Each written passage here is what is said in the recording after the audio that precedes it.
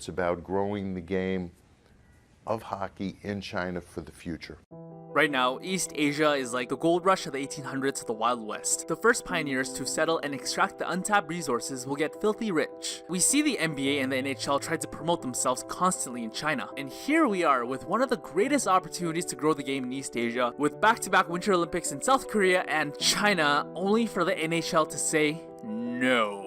I mean, it's pretty clear that the NHL wants to grow the game internationally, but how is sending the best ice hockey players to the Olympics not a better way to promote the game than merely playing 2 preseason games in China? Nothing made sense to me until I sat down and really thought about it logically, and here's my final conclusion. In order to grow the game in East Asia, sending NHL players to the Olympics is the worst business decision to make. Okay, first, let's get this out of the way. If the IOC allowed TV rights, distribution rights, licensing rights, or advertising rights for the NHL, Would the NHL go to South Korea? Maybe. But there's one detrimental problem that no one talks about, and since we're trying to grow the game in East Asia, let's think like East Asians for a bit. Let's say you're a South Korean living in Seoul. All your life you only watched baseball, but then the Olympics arrive in your country and they're playing ice hockey. You don't know the rules. You can't see the puck. Not a racist joke. It's an actual problem for people who watch hockey for the first time. Batman even tried to make a glowing puck at some point, but I digress. And most importantly, you don't know any of the players that are coming to your country. So if you're a South Korean that never watched hockey throughout your entire life, for what incentive would you turn on the TV and start watching hockey? Now, let's remove all our biases and emotions aside and think for a moment. Hockey to East Asians is like cricket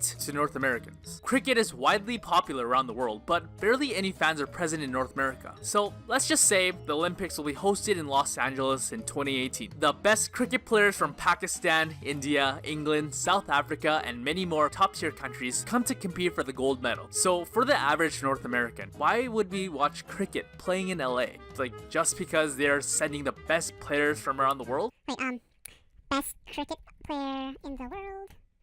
Here we go. The Mumbai cricket team? What's... Sachin Tendulkar. Sachin Tendulkar, baby.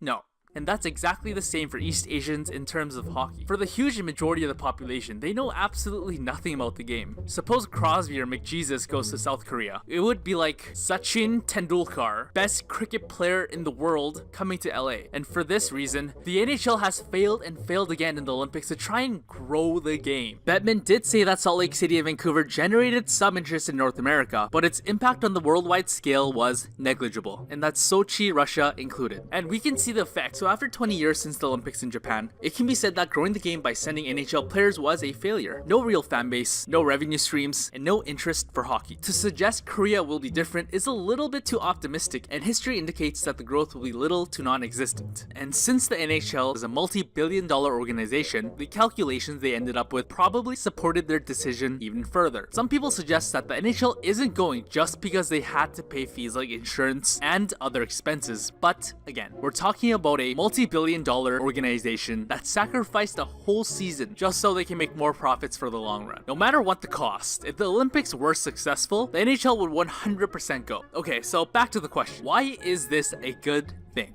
Well, seeing the NHL fail miserably in trying to make hockey popular in other countries, a new strategy like not sending NHL players actually might be a better way to grow the game. But first, I want to say that personally, I want hockey to be a globally known sport like soccer or the NBA. Whenever McDavid goes to East Asia, I want hockey players to be a top celebrity. But right now, if you think the NHL is even close to the NBA, you are living in a bubble. The gap is so large that we can't even market the game by sending world-class players. And of course, Bettman realizes this, and all they're doing is changing strategy. The NHL isn't necessarily trying to save money. They aren't sending players because repeating the same thing that had no results again and again and again is irrational and just not a smart thing to do. And without my bias as an NHL fan, I would have to say that I support the NHL's decision because I want hockey to be a global sport in the future. So the question now becomes, if sending NHL players doesn't work, how do we grow the game in East Asia? Well, it's quite simple, but really out of anyone's control. The first option would be having a Yao Ming of hockey, basically a Chinese-born player that could dominate his position for a decade. But seeing 6th round pick Andong Song not looking too promising,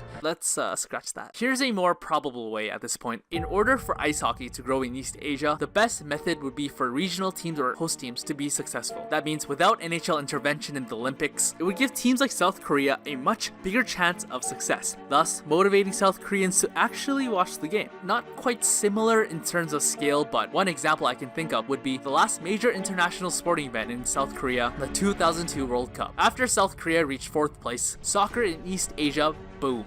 New generation of talent exploded in the region, and soccer has never been healthier and competitive to this day. But why did the nearby regions boom in soccer as well? Because politics. The history is kind of complicated. But long story short, Korea, Japan, and China don't really like each other in terms of politics, and they cannot stand to lose to one another. Politics in the region is so sensitive and personal that the battle in sports can actually propel the East Asian countries to new levels to try and dominate each other in the sport. In order to make the golden age of ice hockey in East Asia, there needs to be another patriotic narrative just like the 2002 World Cup, which can make people emotionally invested into the sport. The battle of politics taking stage on the ice will be a far more effective way to grow the game in the region compared to people watching Crosby or McDavid. We need their patriotism to be the motivating factor when they reference their respective national pride. And that all starts in Pyeongchang, South Korea.